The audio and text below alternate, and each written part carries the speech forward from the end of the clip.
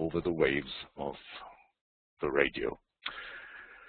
So, it's really a pleasure and an honor to have you here with us, Sonia. My pleasure. It's my pleasure. It's a lot of fun, apparently.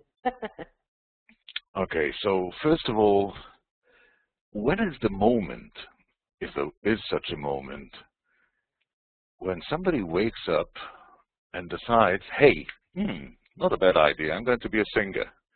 Do you have a moment like that? This is a very nice story. You should hear it, because I was born like a trumpet player, and I was playing the trumpet, at the conservatorium, and so one of the subjects that I had to do, playing the trumpet, it was this kind of choir lessons. And so it was extremely funny, because one day the guy, the conductor of this choir section, said to me, well, okay, we go through vocalizes, and every one of you makes vocalizes, so we'll see what is capable your voice to do. And before that, I was always singing a very low part of Monteverdi madrigals for choir and masses like, I don't know, Josquin de Pré and this kind of thing. So I went next to the piano, and he started to make this kind of arpeggios. And at one point, my voice just started to, and it was very funny, because I've never thought about myself being a singer, a lyrical singer, because no one in my family had this kind of skills. And we didn't listen at all opera in my house. There is no history of no, absolutely. There are some history of musicians, because my brother is a trombone player, and so I went to the conservatorium because my brother was doing a trombone, and I had to play the trumpet because it was so logical for me, of course. So I started to have this kind of vibrato voice, and they said to me, I can't believe that you have a vibrato voice. I've never realized it in 2 years. And they said, well, me neither. So I started to make these arpeggios, and one time my voice was coming out.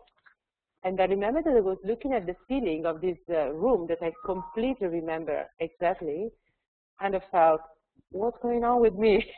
It doesn't belong to me. It feels so strange.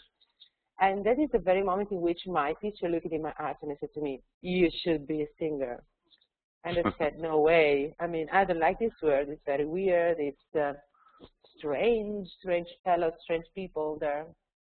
And he said to me, you should be a singer. And so from that moment, I was like 16, I guess. I started 15, actually. I started to sing, and and it was the moment of my life. In the meanwhile, I realized that the trumpet was not my job, because I had to do the graduate, of course, because I wanted to finish my studies with the trumpet. And when I get to the diploma, to the very day of the ending of my history of study in the conservatorium, I was so scared. I was like, oh my God, I'm playing the trumpet, and I don't know if I can play the trumpet in front of all those people. And so suddenly I was playing the trumpet. It was crap, totally crap. And I was, I was so proud of my teacher. He was so proud of me. And all at once, I would play like with this strange vibrato, the sound that I was known to have a beautiful sound of my trumpet. It was so bad. And I said to my teacher, I should go home. I don't want to finish this diploma because I feel so stupid. And he said to me, no, you go till the end and it's fine. So I went to the end. It was fine, but it was not, of course, what we expected it would have been. And then I said, okay, this is the last time. This is really my last time that I'm playing the trumpet because it's too much. Then I played some jazz, and it was clear for me that my path would have been the one of singing. And I tried to make the first competition.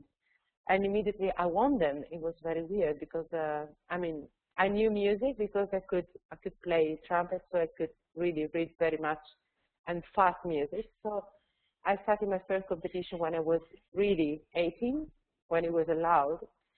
And so I started. And here I am. A bit bored of this. No, I'm kidding. I know that from the conservatorium in Milan, from the Verdi Conservatorium, you continued your studies through the La Scala school. Yeah, absolutely.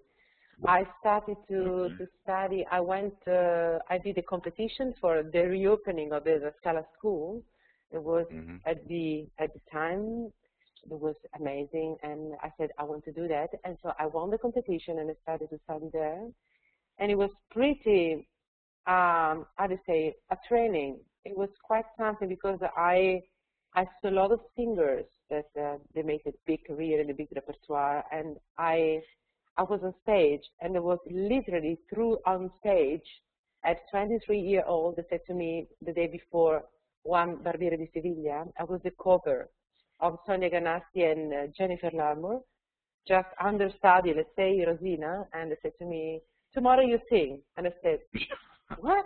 And I said, yeah, tomorrow you have to sing Rosina. And I said, no way. I mean, I'm 23, it's La Scala, it's Shady conducting. And I said to me, you are going to be Rosina. So it was very funny. I was fanning myself the day after with a strange wig in the dressing room of Shady, speaking about the cadenzas. And then I found myself on the stage of La Scala, and I said, okay, that's it. And I started to sing, and it was fine. It was funny. It was with Flores, Antoniozzi, De Candia. It was incredible, incredible. But I cried 3 days later when I realized what I've done. It was okay, but I cried like, just 3 days after. I was like, what have I done? I sang in La Scala, oh my God. Yeah. Nobody will ever forgive me. I sang at La Scala. Exactly. In a very strange direction. Yeah, exactly. Who was the conductor? Shai? Shai, exactly. Ah, okay. It was extremely. And did you stay at La Scala after that, or? I did some production, and no, I did my 2 years of let's say school in La Scala, and then I started to sing all over. Started to make the first big rules, and then it just went like this. And then I found my way into this music because I really loved this music, and it was like a love at first sight when I sang the first score, and I said, oh my God, I want to sing this music. This is really me.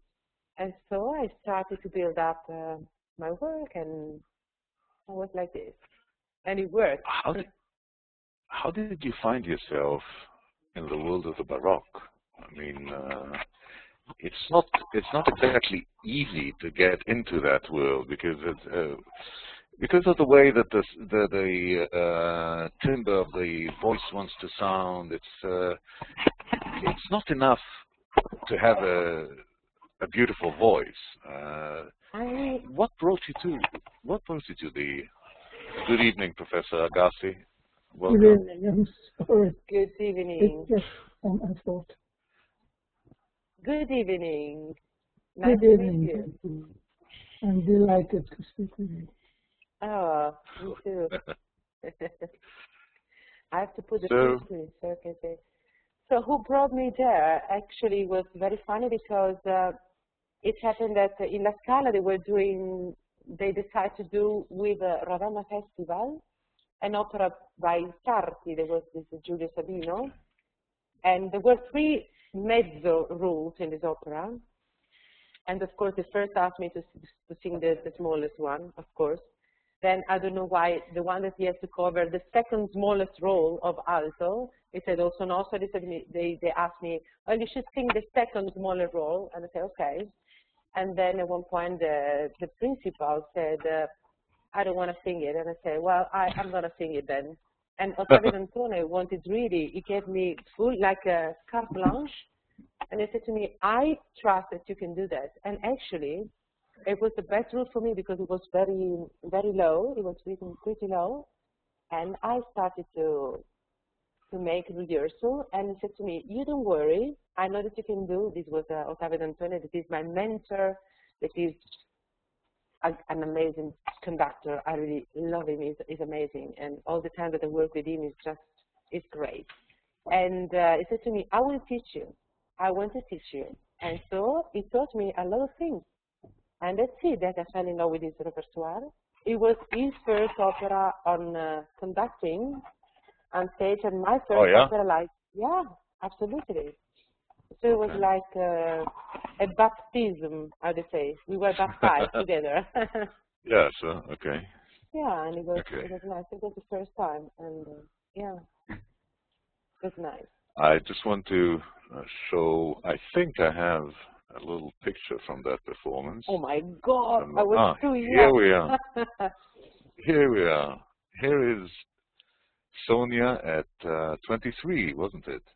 23, like too many years ago. Gosh. Yeah, right, Getting right. older and older.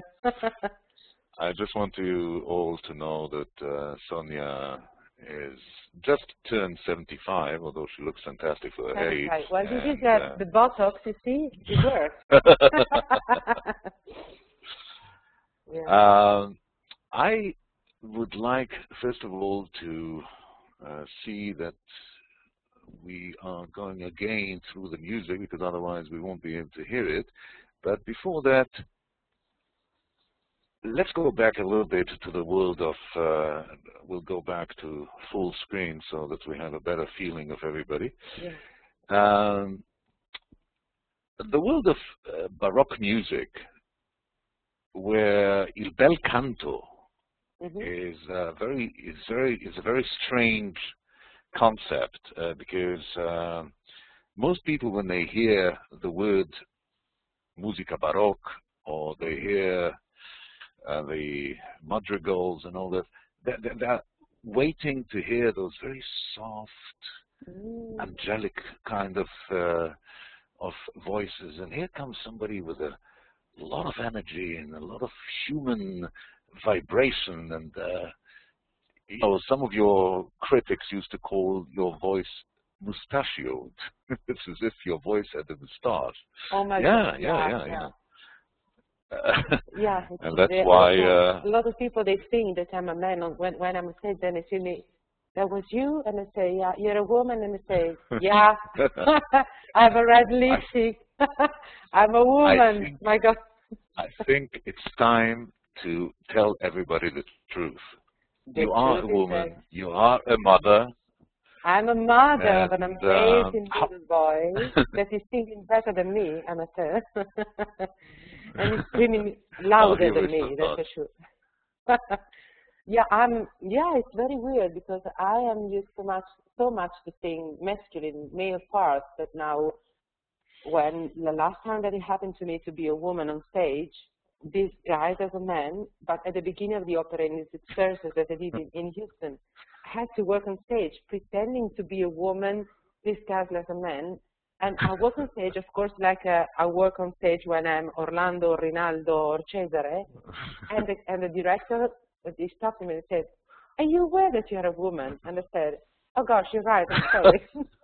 And it was so, I felt stupid, but it's true, because I'm so much used to be a man on stage. I've never kissed a man on stage. I just kissed a bunch of women. Can you imagine?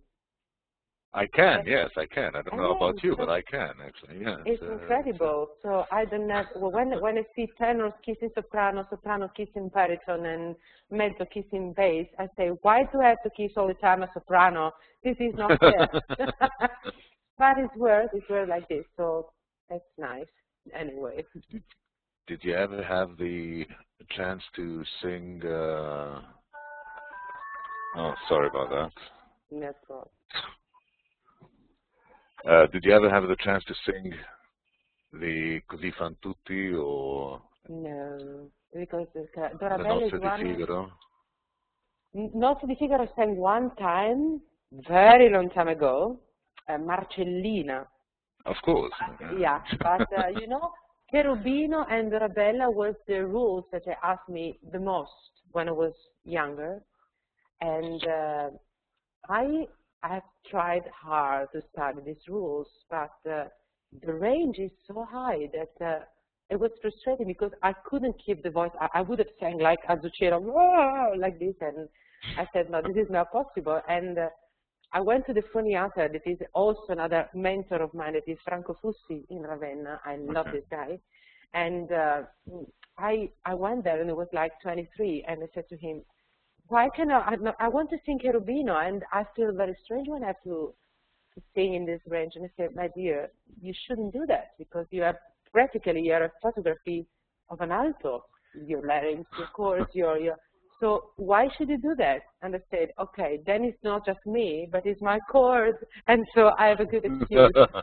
But so it's, yeah, I would have liked to do that actually. And last time, when I was in Frankfurt, like 2 weeks ago, Spinozzi asked me, would you like to sing the Rabella with me? And I said, you mean Guglielmo? And I said, no, I mean the Rabella. And I said, well, I don't know, maybe with a different pitch, with, I don't know, but maybe when I will get older. By the way, I turn not 75, but 35, and I will tell you that I will be 35 for other 5 years, so be aware. Okay. We'll stick with you at whatever age you choose. At 35, it's fine. 35, again, fine. Because I totally meet a lot of sopranos. Nothing against sopranos, absolutely. But I meet her, of course. I meet her in the years and said, by the way, how old are you? I said, I'm 28. Well, you were 28 6 years ago, my dear. How come that I just get older and you don't? Come on. So I will do the same thing. Yeah. Well, I think, you know, it's very important to find an age in which you feel very, very comfortable, and you decide this is your age, and that's it. And that is my age, definitely. I'm going to bring us over to a piazza in front of the Palazzo Ducale in Urbino. How can I see that picture? No, I don't have the picture. I just have the recording. I don't have the video of that. One of the operas of Vivaldi, the Red Priest, who is said to have stopped in the middle of reading Mass because he had to write some music. He ran out of the church and he wrote some music and he came back. Amazing. And Orlando Furioso, on the basis of the text of Ariosto, finds you in some of the finest roles that you, in my book, because everything that you sing of Vivaldi fills me with such a range and a spectrum of feelings that it's I must say I thank you very much for it.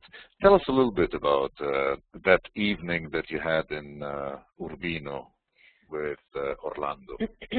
I think that in Urbino I did sing Orlando. Don't remember even. This is old. I'm getting really old. No, I don't remember that I sang. This Orlando is what Paolo told me, that you sang Paolo Orlando. was drinking too much wine during the Christmas holidays. Paolo, by the record, is my agent, that I hope he's not listening to us at this moment. Now, in Urbino, I sang some Vivaldi cantatas, with basso continuo. But the last, I sang Orlando Furioso on stage in Frankfurt. And I sang Orlando Furioso also in Frankfurt. I sang it with Marcon and the orchestra of the theater. It was extremely funny. And then I sang it in concert version, the whole opera with Spinozzi in Edinburgh. And next year I have also to sing it with him a lot.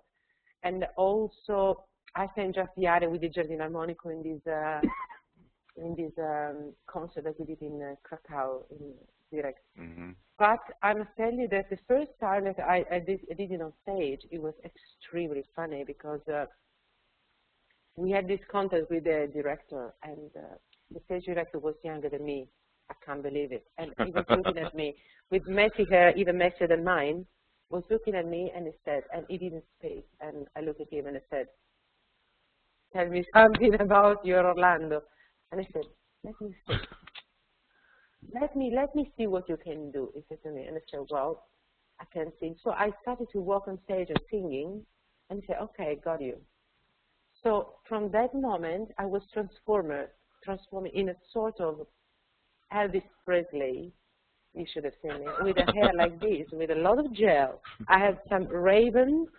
He decided me that I have like a singlet with an enormous tattoo with a huge heart on my arm, and I A had rocker. like exactly, and I had really in surgery Nembo, I had to sing, to use a sword like I was playing a guitar, and I had really to go on the floor like a rock star with my knees. And then I had Sing to Vivaldi. This was Vivaldi, yeah. Never from the Trecomondo was extremely funny because I had like a bottle of champagne, and I had to squeeze this bottle on the mash this bottle on the floor, and to be really, really spooky, and I have to be wow. I was ending the aria doing that to the conductor, like, I see you, and he was like, what am I doing? And he was so happy, and the public was extremely happy, and we were happy.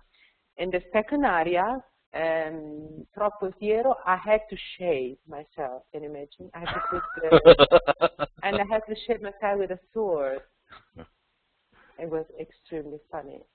And yeah, actually, the crazy scene I was wearing in the med scene, and the second act, I had to wear like a fake muscle body on my body with a hairy chest. It was disgusting. My son, it was like by there, it was like 5 months, and he saw me and he started to cry. And I say, it's me, it's daddy. It's not daddy, it's just me, even if I have a hairy chest. This is what is happening to me on stage all the time. I don't know. But I really like opera. Let's listen to Piango, Gemo, Sospiro. Yeah, out of, nice. I was really young. Yes. I want to say something so that nobody listens, just you and I. Don't look now, but you are young. Believe you me.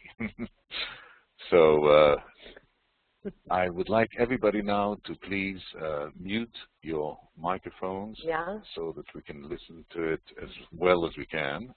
I will do the same.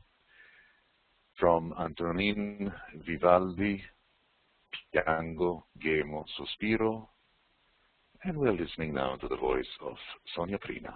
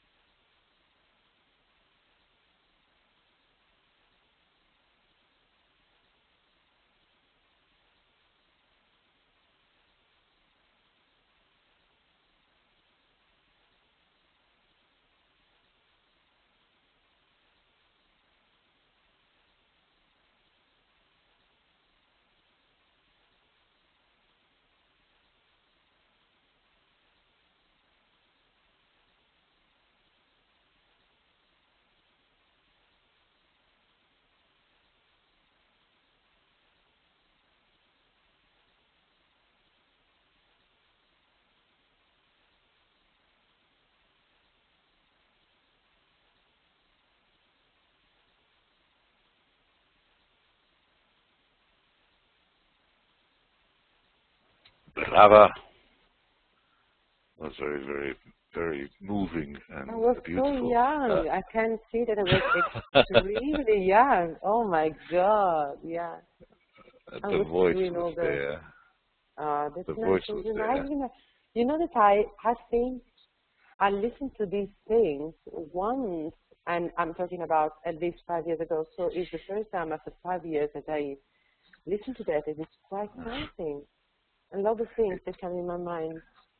It's very moving. It's very moving. I think it's Dantone here also, no? No? There was people from Il Giardino Armonico. There was Luca Pianca, that is amazing. Ah, okay. He's an amazing lute player. You know, I will tell you a secret. Okay. Luca Pianca. We had to do last year, and I think I want to do it, absolutely. We had planned to make a soiree in a place in Berlin in which I would have sang all jazz. And, really? Yeah, because he's an amazing guitar player, really electric guitar. So while I was doing last year, 2 years ago, while I was doing Partenope by Handel, he came over with the electric guitar, and he said to me, come over. And we were trying to sing, and I was like, I want to do that. I want to do it badly. Then we had this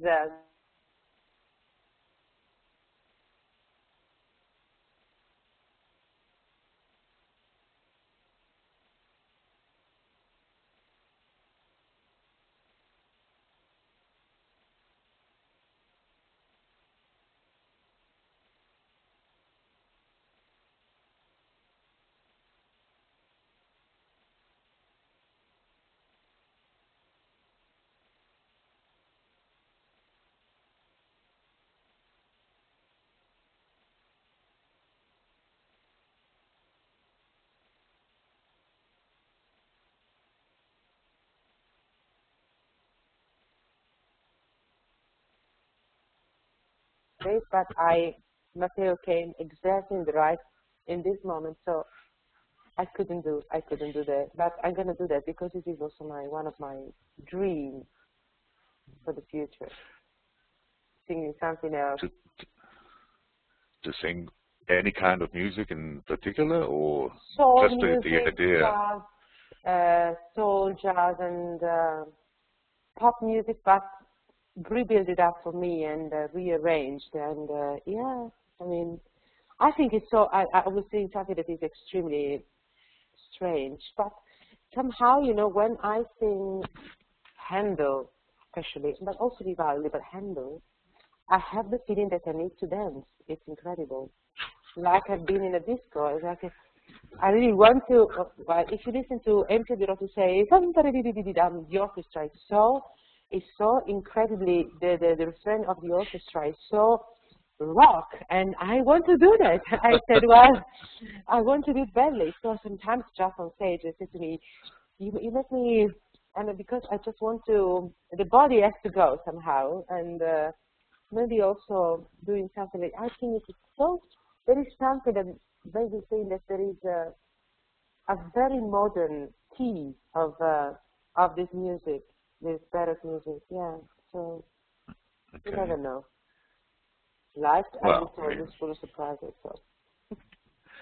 Well, I see that you prepared very well for the coming surprises, so I'm sure that this will happen, and U-Sophia will be here to have you as a guest, as a, why not, as a guest that sings Handel jazz. Good. Finally, I can have my pink hair and not being judged by people that say, oh, you can't just sing the concert of whatever Messiah. I was singing a Sabbath Matter and I used to have pink hair. And they said to me, you're a lyrical singer. And I say, yeah, okay. I want to be with God. Is it possible too? You got a huge tattoo all over. No, I'm kidding. Let me ask our gentili ascoltatori. There's one that does not have the music. One of you is not It's ready. it's probably me because I just got out of the meeting, so. Ah, okay. Okay. Well, you'll be punished because you left us.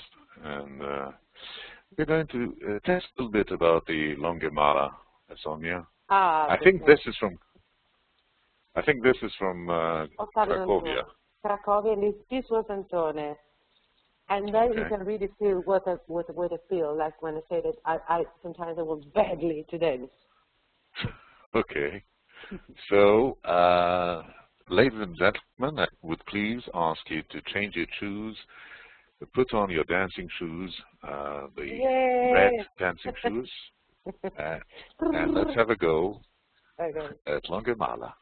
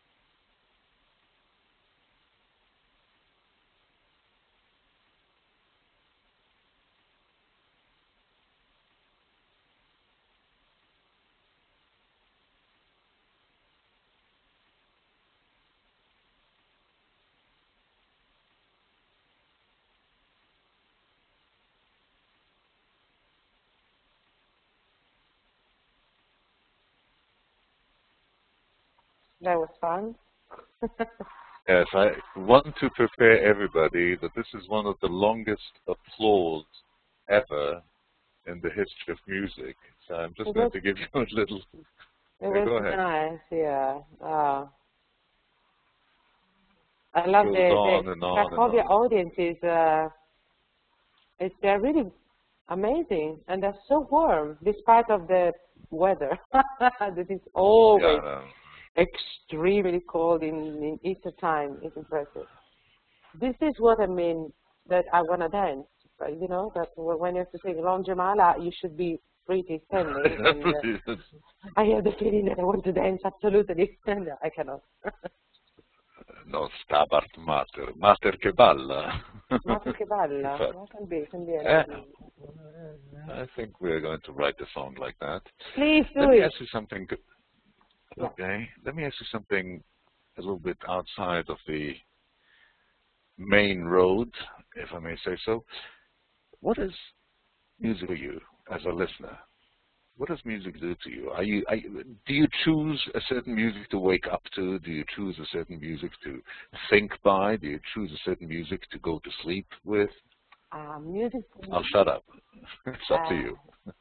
I don't listen so much to classical music, lyrical music mostly, because when I listen to, mostly to myself, but also to other people or other singers, it's very difficult for me to let it go, to just enjoy it. And I don't know, it's because maybe it's this kind of a critical ear that has been installed with my default things inside my head, that I have to be critical towards myself. And so I don't get ever to enjoy it. But if I can listen to Billie Holiday, if I can listen to Mina, I love her. Okay. Then Michael Bublé, pop music, something like this. Not something particularly modern, but Frank Sinatra, I love it. This kind of music makes me really happy. It does to me that it just relaxes me, it relaxes my mind, it relaxes my ear, and it makes me feel good. This is what is happening to me when I listen to this kind of music, yeah. Okay. Do you choose the music to listen to, or whatever happens, or? I don't, well, if I have to choose, for example, if I want to feel, I don't know, sometimes it happens to me when I'm in Amsterdam, and I open the window and it's gray, and I open the window and tomorrow is again gray, and then the day after tomorrow is gray, and also yesterday before, and I say, okay, then I put, for example, Cesaria Evora, and it just lighten up my room. Or Mina, say grande, grande, grande, and I feel like, I feel like home, Italy, of my Italian feeling. And yeah, I choose this kind of music. But when I'm in the radio, when I'm on the car, because I like very much driving, but not in Amsterdam, of course, it's not possible. And when I drive, I like to just to switch on the radio and to listen, and just to take what is coming. Okay. And it's nice, yeah. Mm. Oh, because, you know, music, by the way, it's rather strange. We had a very gifted cello player with us the other week, Rachel Mercer, and I asked her a similar question, and she also says that she never wants to listen to classical music because it gets her into a mind mode that she doesn't want to be in. It gets her too much. She didn't say critical. She said, yeah, it gets stressed. Okay. So I'm very, very glad not to have that stress, and I can listen to classical music. I mean, yeah, classical music is a very overused and overrated way of seeing, because when you talk about Billie Holiday, I mean, what is more classical than Billie Holiday? It'll stay with us forever. This is the point. So, an amazing singer. Sei grande, grande, grande, come te, sei grande, solamente tu. This is poetry. Come on. Yeah. Yeah, I must say that if you want to get in a very particular mood, as I think I told you, well, the duo seraphim of the Monteverdi Vesperi, it just makes me feel somewhere else. This is something that it just, if I want to have a moment of, but then I get too sentimental, it's true, and then music is not just washing away my thoughts, but it just puts something inside me, and but I love Monteverdi. Monteverdi is really the master of the masters to me. And then when I listen to duo seraphim, yeah, wow. And yeah. But I had. Go ahead. No, go ahead. Music, because to listen, I prefer something that makes me passive, just that go through and they're just enjoyable without any kind of ear that you say, oh, that's. But for me, like a singer, music is the first thing that I have to think about when I have to think about music. Is a therapeutic. It's just something that it's just healing from a lot of things. Is a way that when you sing music, you receive something back. I don't know. And it's nothing to do with the audience. It is nothing to, but when I get to sing the music with a conductor that is amazing in a certain place, you just go and feel extremely rich. It's impressive. And this very feeling, for this feeling, I'm glad to be a singer, because there are so many things that are around being a singer that are very difficult dealing with, and a lot of things of being a singer that I really dislike so much. But the very thing, the gift to be on stage and to say something and to be involved in something that you say, it's, you know, it's incredible. And especially when I was young, and come on. Okay, when I was younger, okay. When I was younger, and I felt that I was feeling extremely ugly. It was, and I don't know, I was much better, and I really disliked myself so much. I barely looked at myself in the mirror. But when I was on stage, I felt beautiful. And this was really happening. It was like, oh, you know, music is really helping to see myself in another way. And this is amazing, because it does that music also. Yeah. When we're going to listen in a minute to a little, I think it's not a rock, I think it's a bossa nova by Handel, the Naufragando. Of course. But before that, when you sing, are you telling a story? Are you just living with the music and trying to transmit the music, or are you actually really telling a secret to each and every one of the audiences? Oh, that's an amazing question. Well, I think that the thing that I do when I study, when I approach a piece, is that, well, first of all, you have to understand the piece, then technically to be able to sing it, and then to go into the deepness of what I want to say. Of course, it's what I get to say, I get to know, and it's my interpretation of what I feel.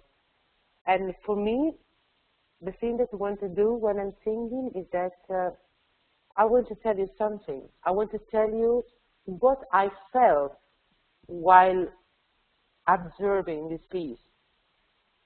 So the thing is that I feel the music and I tell the story, and somehow maybe I can tell you the secret how to enjoy music also next time, because the secret has been taught to me, and I'm the way, the vehicle to say something. But the thing is that the secret is it lays in the music, especially when I have to.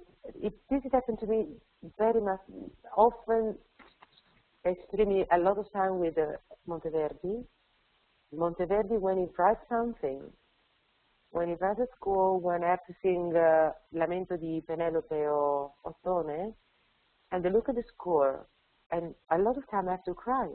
Because when Ottone is in pain at the beginning, and he has this kind of things in his brain, he's in love, he's full of rage, he's depressed, he's helpless.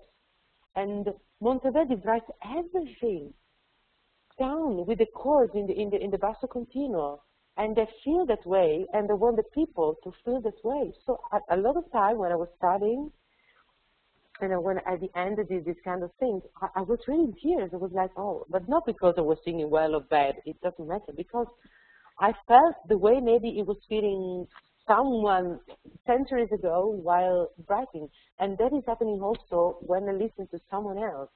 That just, I don't care about the beauty of the voice. But when someone can sing, for example, the Lamento of Addio Roma by Ottavia, and there was a time in which there was a student of mine, because I love very much teaching. She's very talented, she's very young, and she came to me and I said, I want to bring this piece in the competition. Okay, what is it?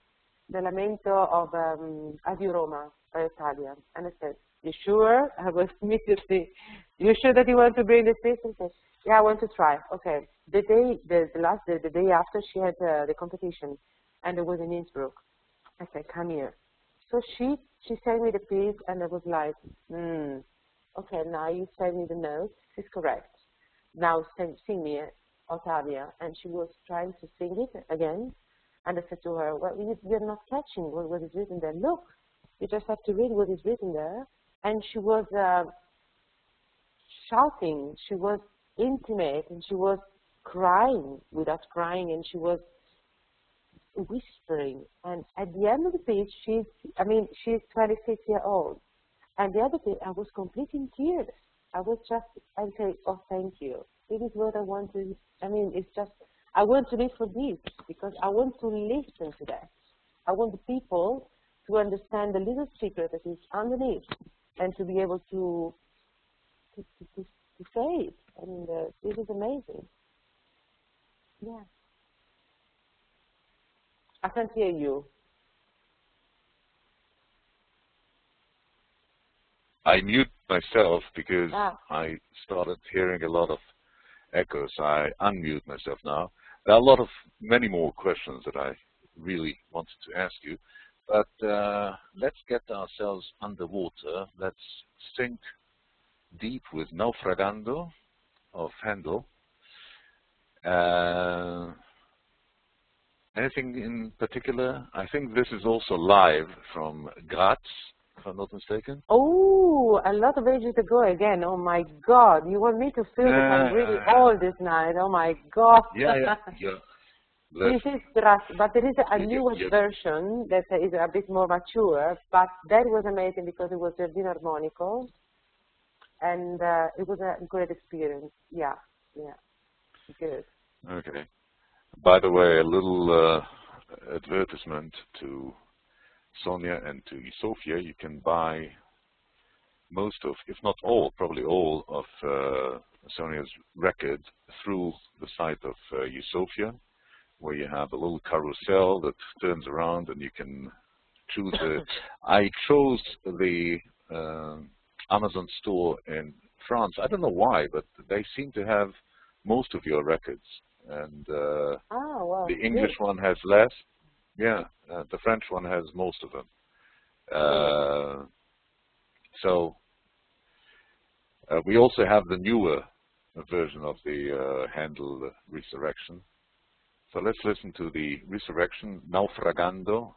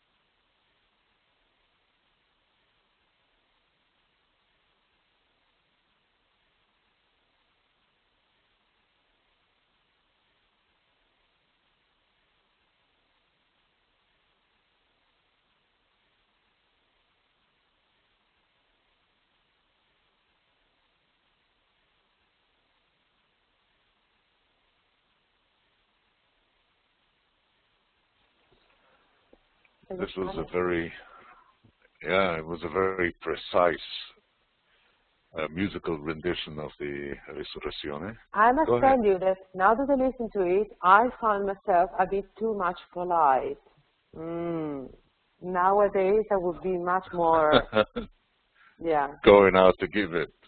Absolutely. Okay. It was too young, you know. I started to think too young, and now I regret a lot of things now. It's just politeness of a young.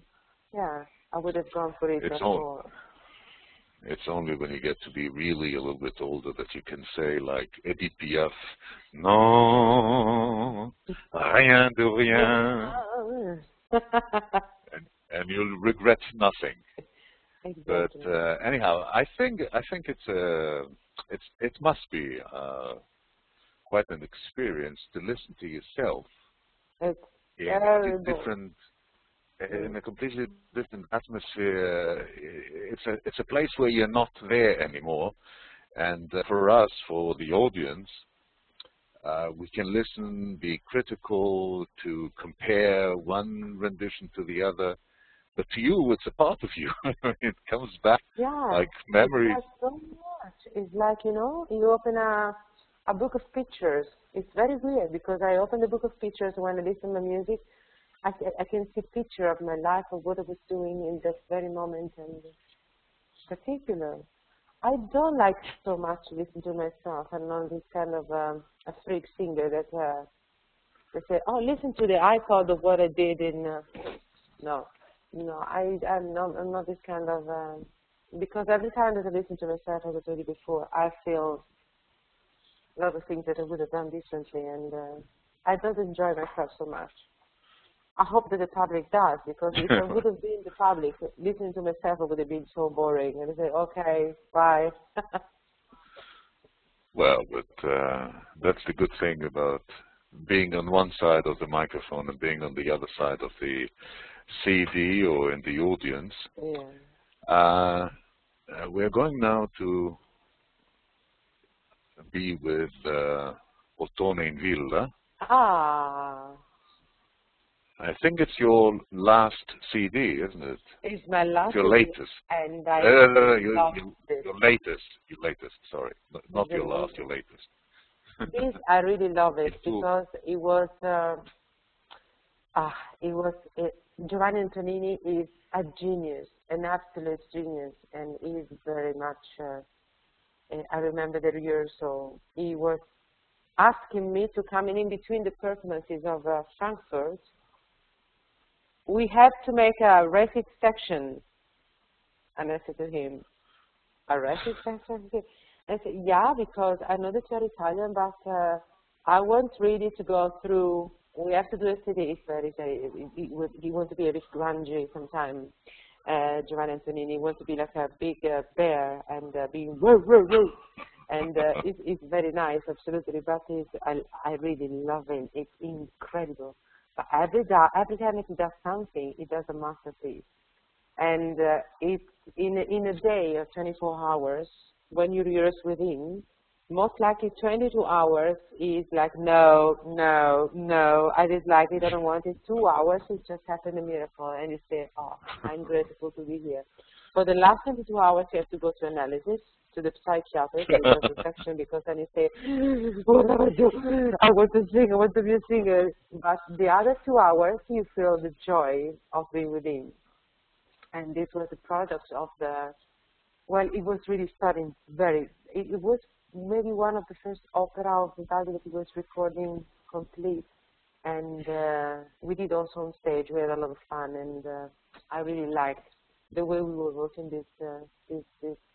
Even though I didn't listen to the CD yet completely, I just listened to one of my arias. I'm terrible. But which one are you gonna put on?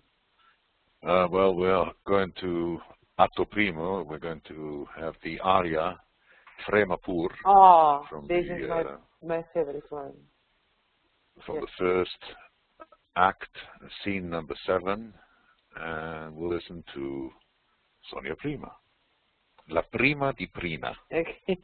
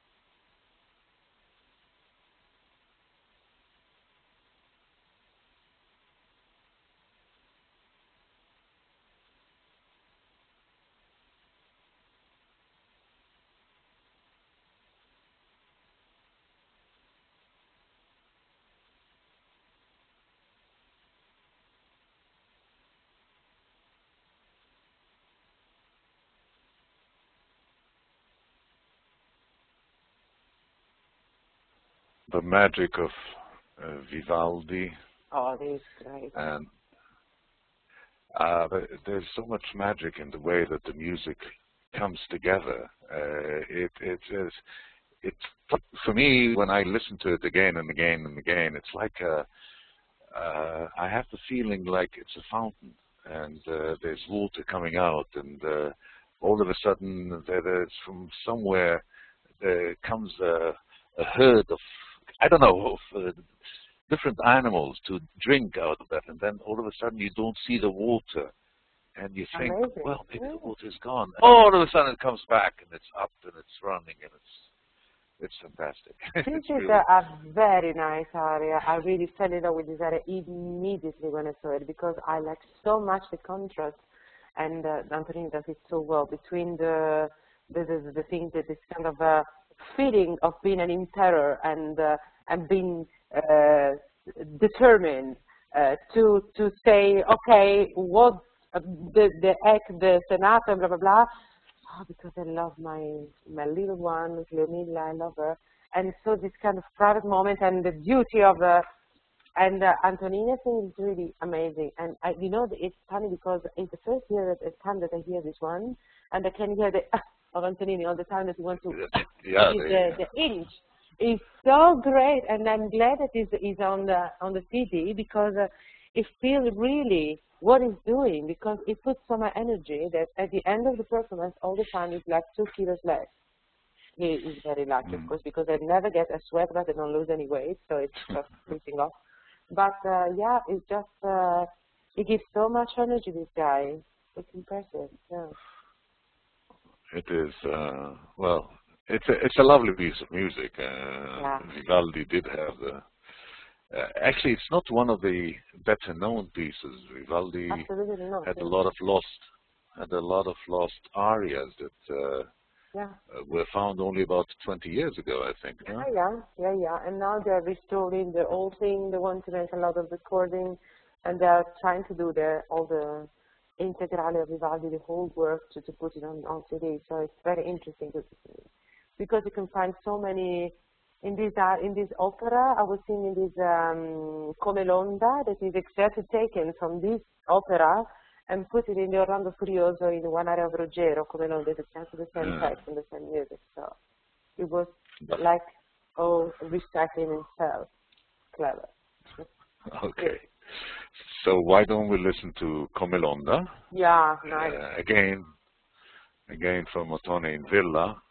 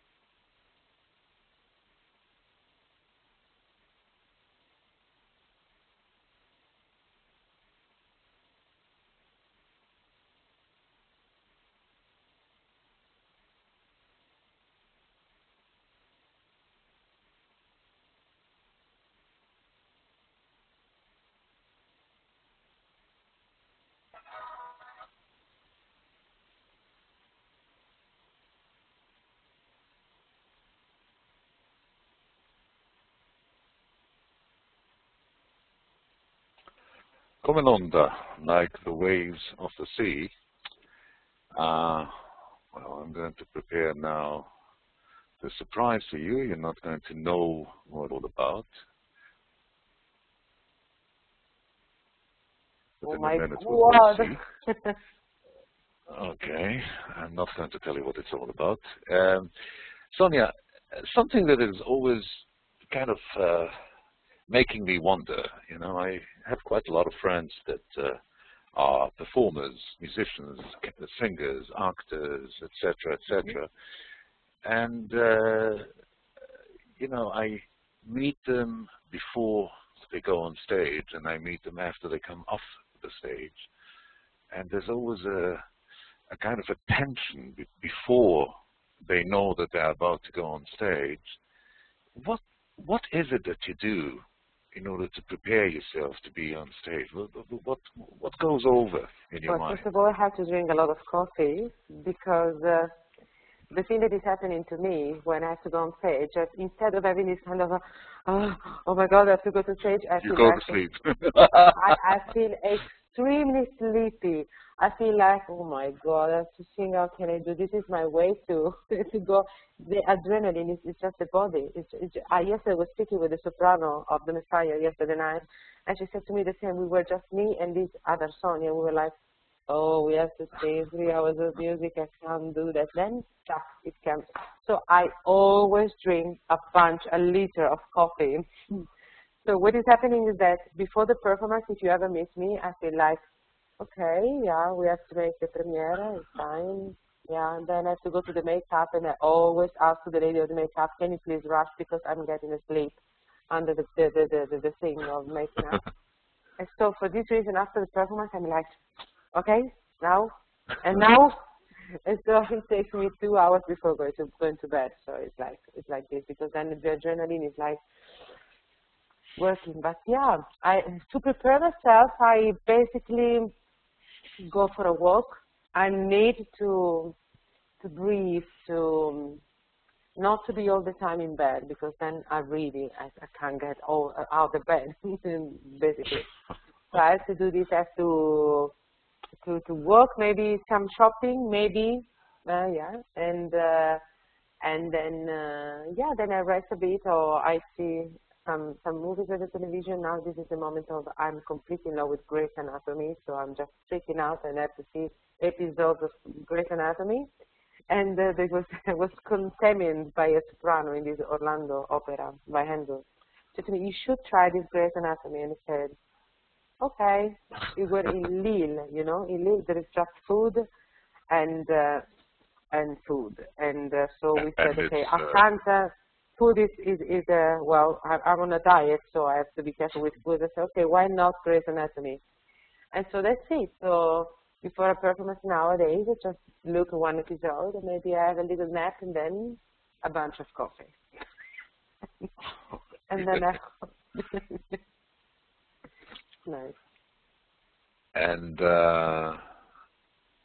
what is the difference between singing in an opera or singing on stage, even the same role, but not within the concept of being in an opera? What is the difference in feeling? What is the difference, you know, when you have next to you the other solo singers and they're all dressed up beautifully for the evening and nobody is in the sweat of having to act and run around or be a rocker? Much easier. No, the thing is that when you dress up, when you have a director telling you what he wants from you about a character, you're there. Because you can do something that maybe you think that you can do, but you would never do if it's not you. Well, if I'm me in my concert dress, I can be Orlando, and I can be mean or can be seductive to Dorinda, but I'm not going to kiss her feet, or I'm not going to kiss her mouth, and I am, you know. So it's like this. So I have to be me, so me doing Orlando, but it's always me, so I have to present in a certain way. When I'm on stage and I wear trousers and I wear period costume or whatever, I can really be unpolite if I want to be unpolite. I can really be a horrible man. I can really try to rape the soprano that I have to rape without thinking, oh my God. You know, because actually it happened to me one time and it was impressive. I have to sing this Ariodante Polinesso, and the direction was David Holden that I really love him, is a genius. But it was done, this Polinesso, for a countertenor, amazing, that I really love. And they said to me, well, you should listen to the DVD. And okay, then I put the DVD in my computer, and I was like, oh my God, what? Because there is, I have to sing this aria, this with all the triplets, and when I was, while I was singing this aria, I had literally to raise the Belinda. I had to put her on the chair and raise her from behind, and I said, I can't do that. I feel so ashamed. I mean, whatever. So I was in the rehearsal with my clothes, and I felt stupid, and I was like, can you teach me how to rape a soprano? I don't know how, what is it? I mean, it's very uncomfortable. The moment in which I put on the clothes and my wig and the things, then it was like clean. It was like that. So I felt a macho man. I think she didn't enjoy it anyway, but who cares? But it was feeling pretty not natural, but it was feeling okay. It was not such a big deal. So this is the thing, when you are yourself, wearing your clothes, you present something that is anyway yourself, and you have to say something, but you don't dare as you would like to dare. This is me. When you're on the stage, if David Naziga said to me, you have to do this, I do this with the interest, you know? So I just want to do everything that I can. And particularly with him, he's a genius. I mean, it's like a beast. It looks at you, and is pulling whatever it can pull. And since when it doesn't get the result that he wants, it doesn't leave you in peace. This is very magical. So you can do whatever you want. Okay, before the surprise that I'm going to present to you. I'm really scared. What is it, a surprise?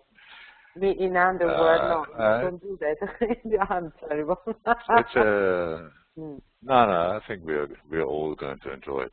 But I still have here the sensation that we have two people that are not able to download or connect to the media. Nira, are you connecting to the media? Yeah. Oh, okay. Okay. I'm going a little bit back. There's been for the last 20 or 25 years, there's been a revival, if one can say revival, about Vivaldi, who's always been there. But there's been a revival of arias that were lost, that nobody knew that even existed. And this is from one of the CDs that you did with again with Dantone and Accadé, and the aria ritrovata, the one that we're going to listen to before the big surprise, is Tu dormi in tante pene. Ah, that's nice. Yeah.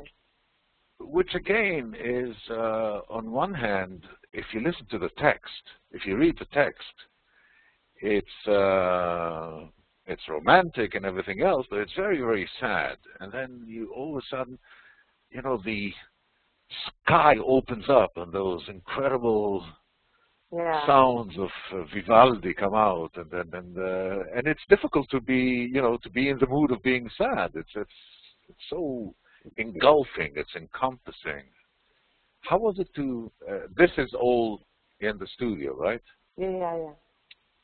This was done in the studio. Okay. This was done in the church, actually. Yeah. Ah, in a church? Where? In Yeah. Bagno Cavaglia?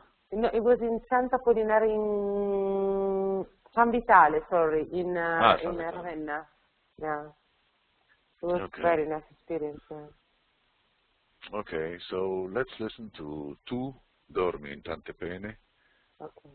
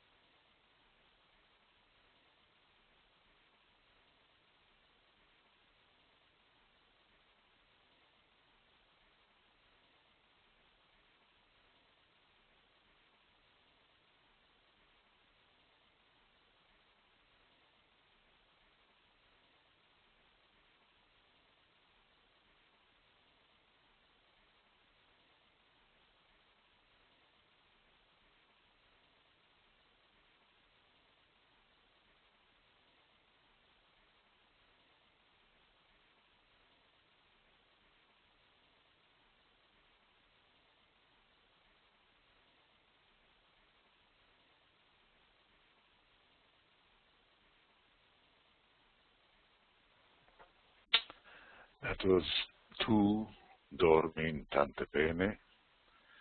And now, as we are preparing for the big start of the evening, which I'm not going to tell you until the last moment what it is, but we are staying with the crazy red priest, which might give you an idea. I would like to give the right sense to the evening, the right sense of U-Sophia, where minds meet online, which is not for two people just to be engaged in a conversation, but it's having a conversation with everybody and kind of an open being with friends. I mean, if anybody has a bottle of cognac or coffee or little cakes or something to pass around, that's the time to do it. And if anybody has something to ask, to say, to add, that's the time to do it. And if nobody has anything to add, I would like to declare you man and wife. Sorry, that's from another story. We won't go into that. Okay, it's always surprising in U-Sophia. Sometimes we have 17, 20 people, 30 people. Sometimes we have 1 or 3. We had 6 or 7, and they keep sending me emails that they couldn't get in tonight for whatever reason. And we had 2 that did get in but did not hear well. So that's why everything that we do is recorded, and it's going to be on air starting tonight. And okay, now we're going to bring you on stage, and just so that you can relax and you don't have to drink a lot of coffee. Okay, good. It's not an opera. It's orchestral, and I'm not going to say much more. We'll talk after that. Okay.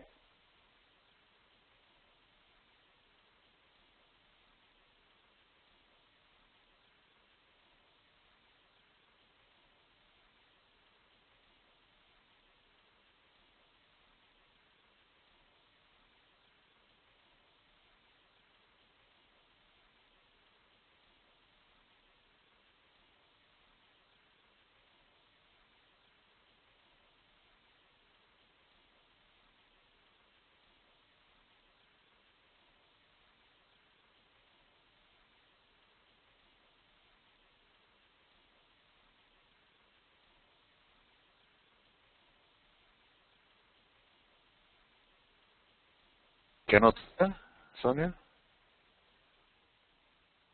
You cannot hear? No. What was that? No. Oh, really? Oh, I'm surprised. Vedrò con il mio diletto. Oh, But I could not hear. No, just a second. Can you get out from the full screen? Yeah. Okay, maybe that's why. Let me see. Ah, okay. We have a little problem here. It'll take some time. So in the meantime, it was. I didn't realize that you were one of those people who do not have us here. So let me just do a little thing here until we get everything together. You have a green, can you see the big black thing where it says stopped? Ah, you have a Macintosh. I don't know what it says at yours. No, there is just a big fat guy there with red things on top, red coat, and it's written Vedrò con mio diletto Giustino, but I can't see it. Maybe it's not uploaded. Maybe it's not. No, it's. The problem is the streaming. We sometimes have a problem with the streaming. That's why I started running it before we started. Okay. But let me see, just a second. Okay, well, as we are never without, how about Perché lacero il foglio, which is again from one of those arie ritrovate di Vivaldi. Good. And in the meantime, just let me make sure that when we get back, we would be able to hear it. Ah, no, you know what? Forget it. Let's go back. I think now everybody is synced and can follow us with the, which is really, no. Still, I don't know if it's you or somebody else, but there's somebody, huh? It's you? Okay.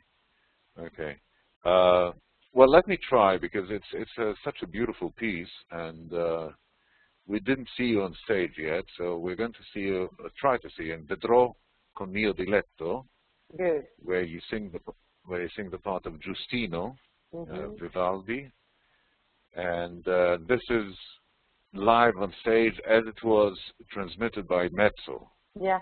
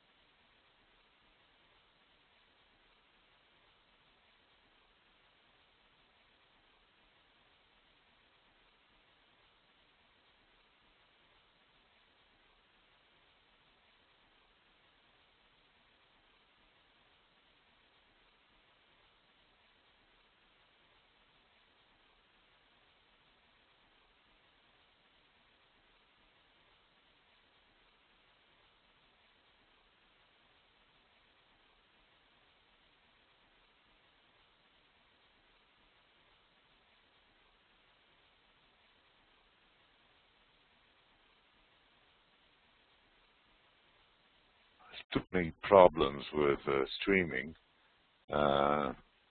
We are supposed to have it better than it is now, but it's No problem. so I promise that for the next time we'll have the streaming better.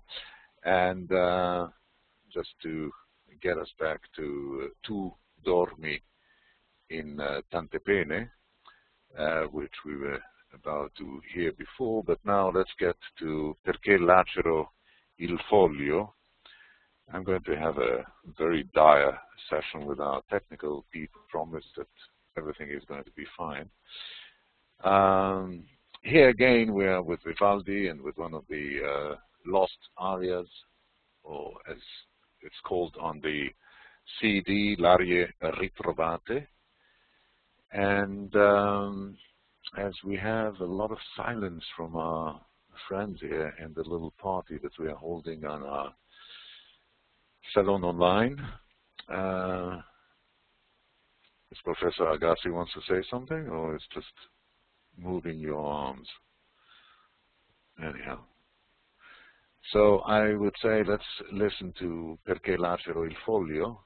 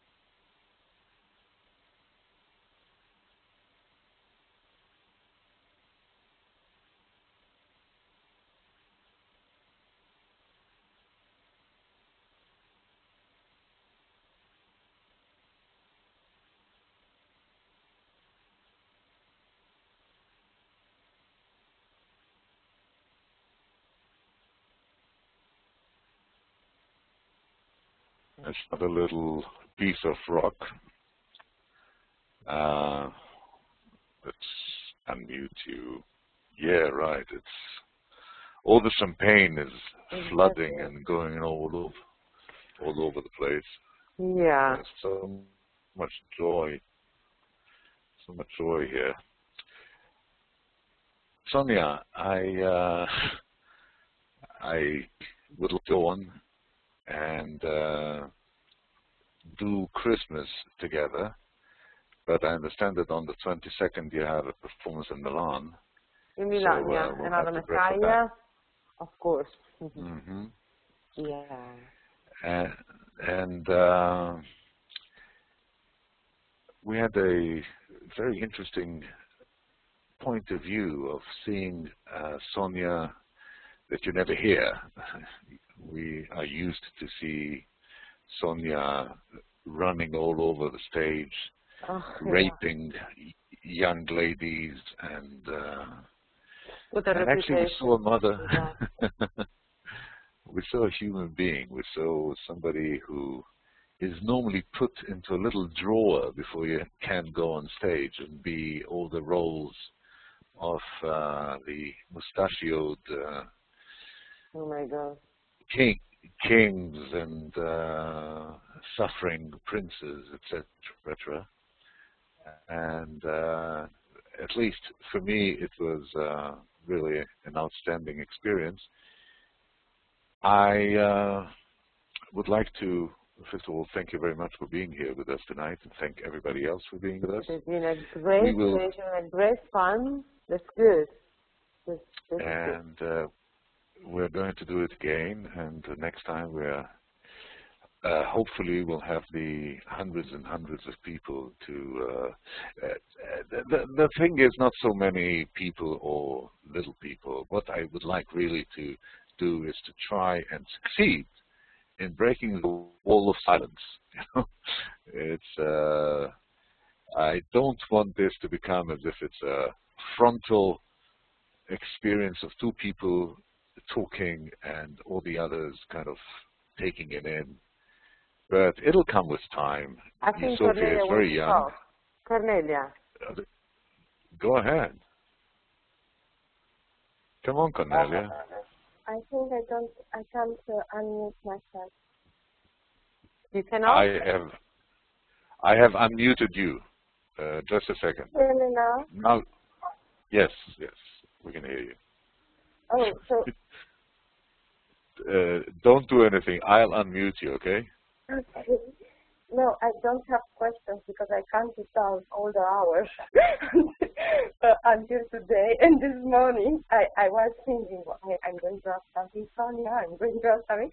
But this morning, I wake up and said, this is the day, and everything went out.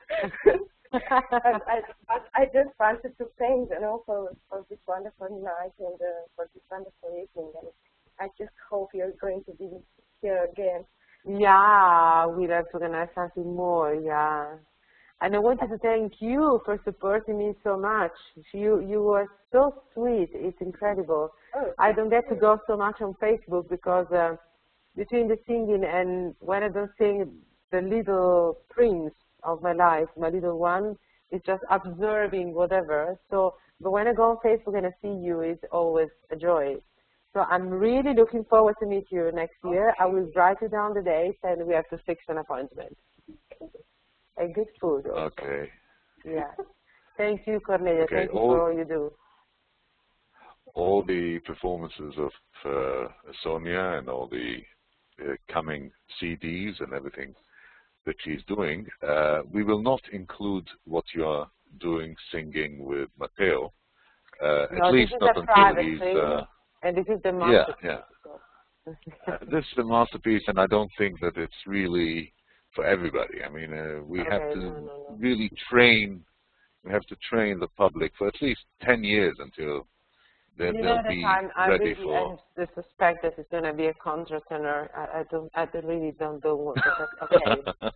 Because I feel sometimes when I do like, I vocalize it, it does like, oh, then he has a change of the voice, but he likes to be in the upper register and said, no, you have to sing like a baritone. I don't want another alto in my house. No, I'm kidding. Poor guy already. The mother is...